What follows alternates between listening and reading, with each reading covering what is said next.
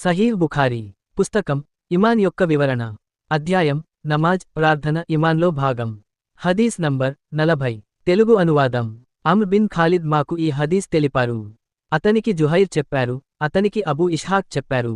Abu ఇష్హాక్కు బరా bin Azib రజియల్లాహు అన్హు ఈ విషయానికి చెప్పారు. నబీయే కరీం ముహమ్మద్ సల్లల్లాహు అలైహి వసల్లం మదీనాకు వచ్చినప్పుడు మొదట తన తల్లిపక్క వారింటిలో నానమ్మవారి బంధువుల ఇంట్లో దిగారు. వారు అన్సారులు.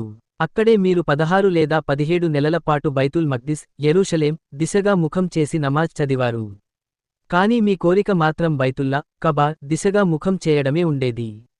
తర్వాత బైతుల్లా వైపు నమాజ్ చేయమని ఆజ్ఞ వచ్చినప్పుడు మొదటిసారిగా బైతుల్లా వైపు చదివిన నమాజ్ అసర్ నమాజ్ మధ్యాహ్నం తరువాత అయ్యింది.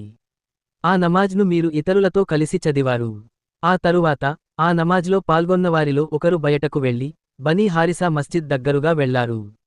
అక్కడ ఉన్నవారు అప్పటికీ రుకుకి లోపలే ఉన్నారు.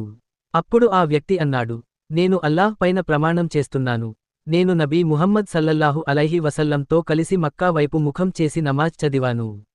అది విని వారు అక్కడికక్కడే తమ ముఖాలు బైతుల్లా కబా వైపు తిప్పుకున్నారు.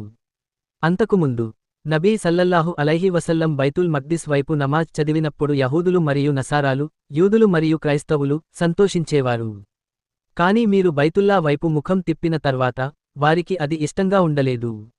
జుహైర్ అనే రావి చెప్తున్నారు, అబూ ఇష్హాక్ మాకు బరా నుండి మరో విషయాన్ని చెప్పారు. బైతుల్ మక్దిస్ దిశ మార్చే ముందు కొంతమంది ముస్లింలు మరణించారు.